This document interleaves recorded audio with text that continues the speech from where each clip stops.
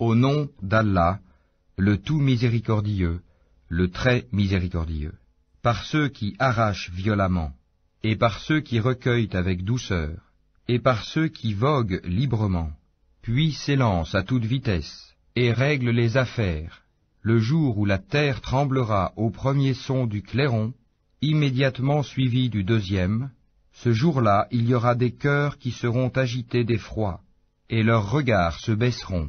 Ils disent, quoi, serons-nous ramenés à notre vie première, quand nous serons ossements pourris?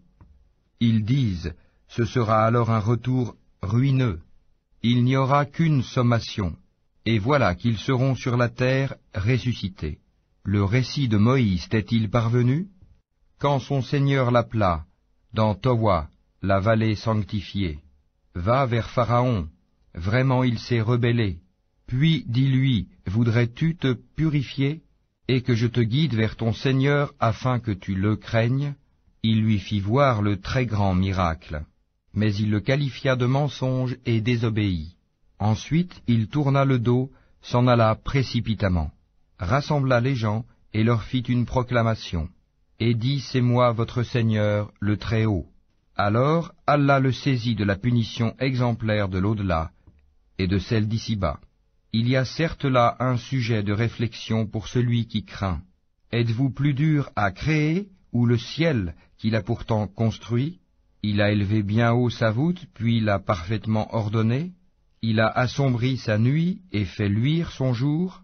Et quant à la terre, après cela, il l'a étendue. Il a fait sortir d'elle son eau et son pâturage.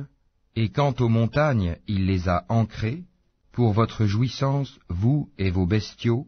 Puis, quand viendra le grand cataclysme, le jour où l'homme se rappellera à quoi il s'est efforcé, l'enfer sera pleinement visible à celui qui regardera. Quant à celui qui aura dépassé les limites et aura préféré la vie présente, alors l'enfer sera son refuge. Et pour celui qui aura redouté de comparaître devant son Seigneur et préserver son âme de la passion, le paradis sera alors son refuge. Il t'interroge au sujet de l'heure. Quand va-t-elle jeter l'ancre? Quelle science en as-tu pour le leur dire? Son terme n'est connu que de ton Seigneur. Tu n'es que l'avertisseur de celui qui la redoute. Le jour où ils la verront, il leur semblera n'avoir demeuré qu'un soir ou un matin.